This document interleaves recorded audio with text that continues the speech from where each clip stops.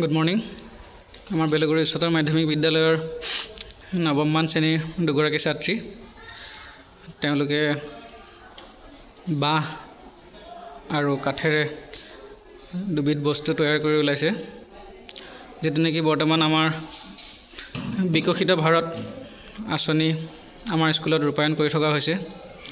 ইয়াৰ মাজতে তেওঁলোকে এই দুবিধ বস্তু বাঁহ আৰু কাঠেৰে নিজে তৈয়াৰ কৰি ওলাইছে।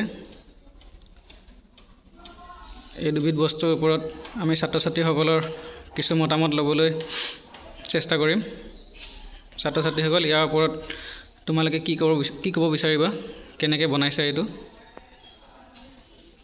নমস্কাৰ, মোৰ নাম শ্ৰীমতী কুমকুম হৰিজন। মই ক্লাছ 9ৰ ছোৱালী। এইটো কিবা কাঠেৰে তৈয়াৰ কৰা সঁজুলি, এইটো চামুচৰ দৰে ব্যৱহাৰ কৰোঁ।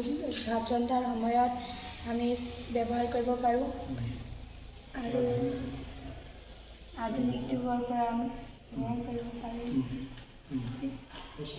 আৰু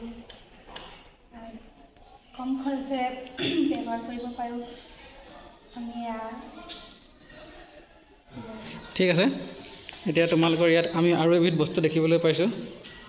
এইটো কি কামত তোমালোকে ব্যৱহাৰ কৰিবা বা কেনেকৈ বনাইছা, ইয়াৰ বিষয়ে অলপমান আমাক কৈ দিয়া।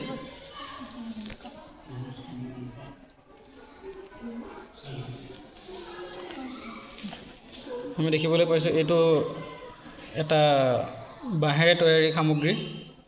এইটো কি কামৰ কাৰণে তোমালোকে ব্যৱহাৰ কৰিবা?